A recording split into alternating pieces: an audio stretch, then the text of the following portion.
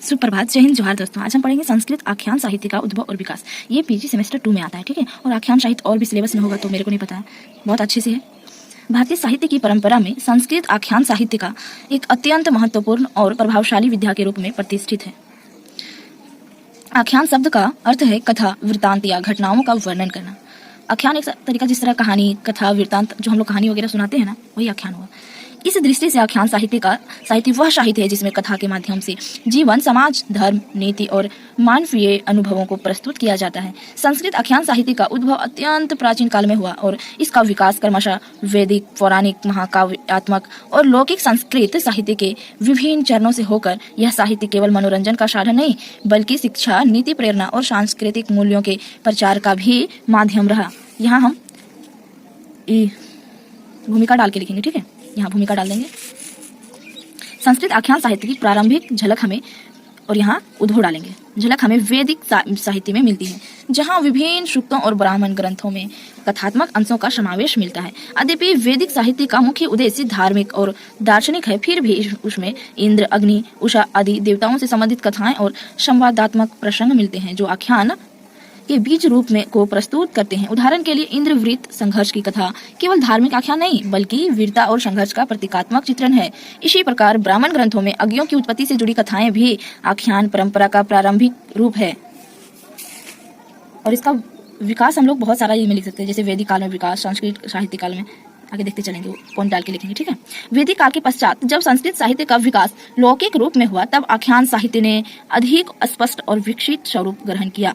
इस संदर्भ में और का विशेष महत्व है। ये दोनों महाकाव्य मूलतः आख्यात्मक रचनाएं हैं जिनमें विस्तृत कथानक, अनेक पात्र, उपकथाएं और जीवन के विविध पक्षों का चित्रण मिलता है। रामायण में राम की जीवन कथा के माध्यम से आदर्श जीवन और धर्म की स्थापना की गई है, जबकि महाभारत में कौरव पांडव संघर्ष के माध्यम से जीवन की जटिलताओं और नैतिक द्वंद्वों को प्रस्तुत किया गया है। उदाहरण के लिए महाभारत में द्रौपदी का चिरहरण, भीष्म की प्रतिज्ञा और कर्ण की दानशीलता जैसे प्रसंग न केवल कथा को रोचक बनाते हैं बल्कि गहरे नैतिक प्रश्न भी उठाते हैं। संस्कृत आख्यान साहित्य का एक अत्यंत महत्वपूर्ण चरण पौराणिक साहित्य में देखने को मिलता है। पुराणों में सृष्टि की उत्पत्ति, देवताओं की कथाएं, अवतारों के वृतांत और विभिन्न राजाओं के वंशानुक्रम का वर्णन मिलता है। यह साहित्य अधिक लोकाभिमुख और सरल है, जिससे यह जन सामान्य में अत्यंत लोकप्रिय हुआ। उदाहरण के लिए भागवत पुराण में कृष्ण की बाल लीलाएं, गोवर्धन धारण और कंस वध जैसे प्रसंग न केवल धार्मिक आस्था को व्यक्त करते हैं बल्कि कथा की दृष्टि से भी अत्यंत रोचक है। इसी प्रकार शिव पुराण और विष्णु पुराण में विभिन्न आख्यानों के माध्यम से धर्म और भक्ति का प्रचार किया गया है। लौकिक संस्कृत साहित्य में आख्यान साहित्य का सर्वाधिक विकसित और कलात्मक रूप देखने को मिलता है। इस काल में कथा को एक स्वतंत्र साहित्यिक विधा के रूप में प्रतिष्ठा मिली और इसमें कल्पनाशीलता, अलंकारिकता और मनोरंजन का समावेश हुआ। इस परंपरा के प्रमुख ग्रंथों में और का मतलब आख्यान साहित्य का विशेष महत्व है, स्थान है, ठीक है। और जहाँ लिखा मतलब आख्यान साहित्य। पंचतंत्र संस्कृत आख्यान साहित्य का एक अत्यंत लोकप्रिय ग्रंथ है। विष्णु शर्मा द्वारा लिखा गया है ना पंचतंत्र, जिसमें पशु पंछियों की कथाओं के माध्यम से नीति और व्यवहारिक ज्ञान की शिक्षा दी गई है। उदाहरण के लिए सिंह और सियार या कौवा और सांप जैसी कथाएं यह सिखाती है कि बुद्धि और चतुराई बल से अधिक महत्वपूर्ण होती है। इसी प्रकार हितोपदेश में भी नीति कथाओं के माध्यम से जीवन के व्यवहारिक सत्य को सरल भाषा में प्रस्तुत किया गया है। ये ग्रंथ केवल भारत में ही नहीं बल्कि विश्व की अनेक भाषाओं में अनुदित होकर अत्यंत लोकप्रिय हुए। संस्कृत आख्यान साहित्य की एक अन्य महत्वपूर्ण कृति कथा सरित सागर है, जिसे सोमदेव ने रचा। इसमें आख्यान कथाओं का विशाल संग्रह है, जिसमें एक कथा के भीतर दूसरी कथा और उसके भीतर तीसरी कथा का क्रम चलता रहता। यह शैली कथा के भीतर कथा के रूप में जानी जाती है। उदाहरण के लिए एक राजा की कथा के बीच किसी साधु की कथा और उसके भीतर किसी व्यापारी की कथा प्रस्तुत की जाती है, जिससे कथा में विविधता और रोचकता उत्पन्न होती है। मतलब आख्यान का मतलब जैसे हम रामायण पढ़ रहे, रामायण के बीच छोटी सी आ गई है कथा माता अहिल्या की, तो फिर किसी और की कथा छोटी छोटी आ जाती है ना, वो आख्यान साहित्य है, जो हम उससे अलग करके भी बोल सकते हैं।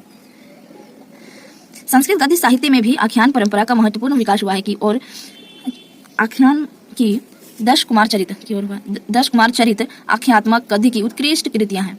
कादंबरी में प्रेम और पुनर्जन्म की जटिल कथा है, जबकि 10 कुमार चरित्र दंडिका है, ठीक है। 10 कुमार चरित्र में 10 राजकुमारों के साहसिक और रोमांचक अनुभवों का वर्णन है। इन रचनाओं में कथा के साथ साथ भाषा की अलंकृतता और शैली का भी विशेष महत्व है। संस्कृत आख्यान साहित्य की प्रमुख विशेषता इसकी बहुस्तरीयता और विविधता है। इसमें धार्मिक, नैतिक, सामाजिक और मनोरंजक सभी प्रकार के तत्वों का समावेश होता है। यह साहित्य केवल कथा कहने तक सीमित नहीं रहता, बल्कि उसके माध्यम से जीवन के गहरे सत्य और मूल्य प्रस्तुत करता है। उदाहरण के लिए पंचतंत्र की कथाएं बच्चों के लिए रोचक है, परंतु उनमें निहित नीति वयस्कों के लिए भी उतनी ही प्रासंगिक है। संस्कृत आख्यान साहित्य का प्रभाव भारतीय भाषाओं और विश्व साहित्य पर भी व्यापक रूप से पड़ा है। हिंदी, बंगाली, मराठी और अन्य भाषाओं की कथा परंपरा संस्कृत आख्यानों से प्रेरित है। यहाँ तक कि पंचतंत्र और कथा सरित सागर की कथाएं अरबी, फारसी और यूरोपीय भाषाओं में अनुवाद होकर वैश्विक स्तर पर प्रसिद्ध हुई।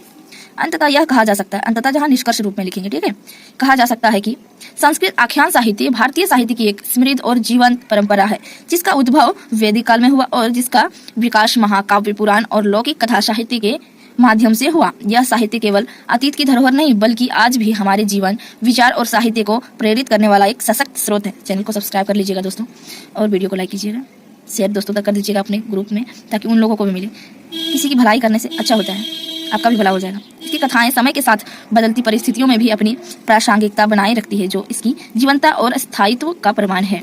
थैंक यू, धन्यवाद दोस्तों।